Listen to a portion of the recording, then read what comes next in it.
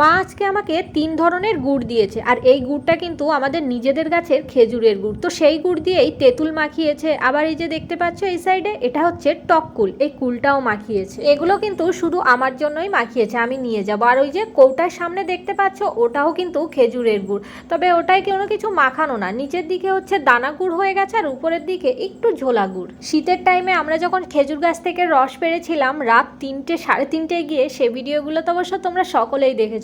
তো যাই হোক, এখন এই যে গুড়গুলো আমি কৌটায় ভরে নিচ্ছি। আর এই গুড়গুলোর ভিতরে তোমাদের সব থেকে কোনটা খেতে ভালো লাগে অবশ্যই কিন্তু কমেন্টস করে জানাবে। আর আমাকে যদি জিজ্ঞাসা করো তাহলে আমি বলবো দুধ দিয়ে খেতে আমার ভালো লাগে এই যে তেঁতুল মাখানো গুড়টা।